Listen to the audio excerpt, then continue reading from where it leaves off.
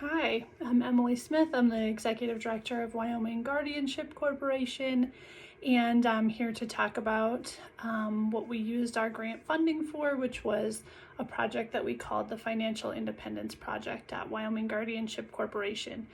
As you probably already know, because you've heard me speak several times throughout the year about the project, we took 130 people who have intellectual disabilities, and were also appointed Wyoming Guardianship as their representative payee for their Social Security funds, and we tried to teach them about personal finance, money management, budgeting their money, so that they would have a little bit more of understanding about how that happens, what happens in that process, and they might have a little bit more participation and in that process, and eventually hopefully have a better understanding of those financial concepts. So what we did for that project was we developed some educational topics for every month, and then we would talk with the clients that we had about those topics every month. We also sent out information to the clients about those topics every month. And then we also talked to the people involved in the client's life about those topics and how they related to the client. And then we reported on those every month. So that's basically what we did. Of course, 2020 didn't go as anybody had planned. So I think we had some major roadblocks in that, of course, at the end of February into March, coronavirus happened.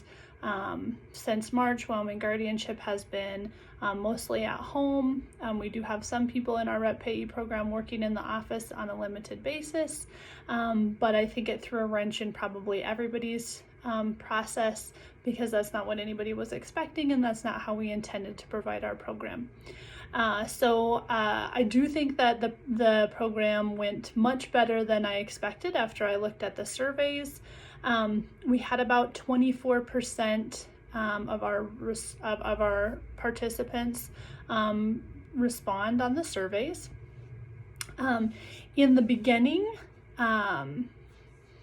there was 53% of people basically didn't know how much money was in their bank account. And at the end of the project, only 14% of people who responded didn't know how much was in their bank account. So we're going to take that as a huge win. In the beginning of the project, only 27% of people did not know who the person was who manages their money, or their phone number, or their email, or how to get a hold of them. And then at the end of the project, 0% of respondents didn't know who was managing their money.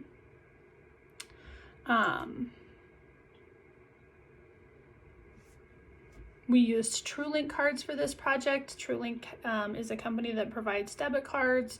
So when we manage beneficiaries' money, the client's money, they receive a card. In this process, we ensured that all of the people participating in the grant had a card, that we tried very diligently to make sure that they knew how to use the card.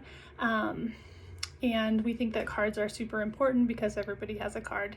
That's something that typical people do. That's something that is normal for people to use a card and be able to go where you want and use your card to make a purchase. And we wanted that for the clients of this of our entire program, and also for the clients of this grant. So in the beginning, 14% of respondents said they did not have a card, and at the end of the grant, 0% of people responded that they did not have a card. There are a lot more survey results that we have provided, so feel free to take a look at those.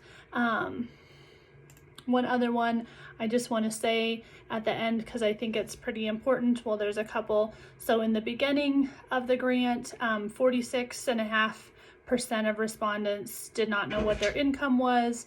46.5% of respondents had not helped make their budget. And at the end of the grant, 0% of people said they didn't know what their budget was.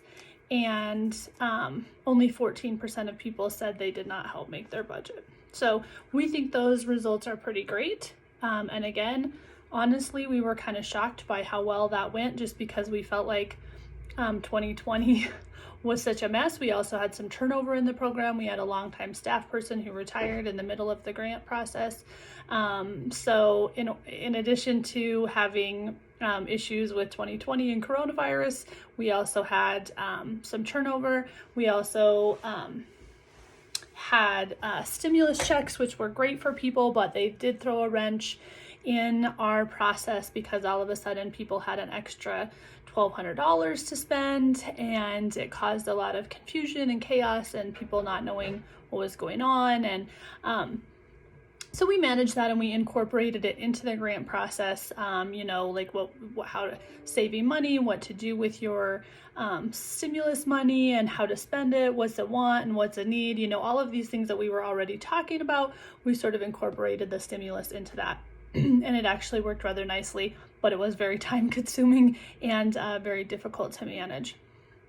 So all in all, I think you can see, that there was 130 people that were part of the project, and that 24% of those people responded to one of our surveys. We had 3 surveys.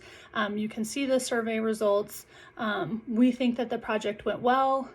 We think that the survey results show that people learned a great deal about the process, about personal money management, about what their income is, and they learned how to use the cards, which we think was awesome.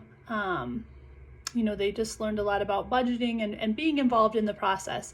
We would be very interested in doing it again, and we certainly have a list of things that we would do differently and things that we would change up. But all in all, we think that it went really well, given all of the circumstances, which were very adverse, I think, to both the clients and to Wyoming Guardianship. In addition to all that adversity, we think that it went well and that people learned from it, and we were happy with the program.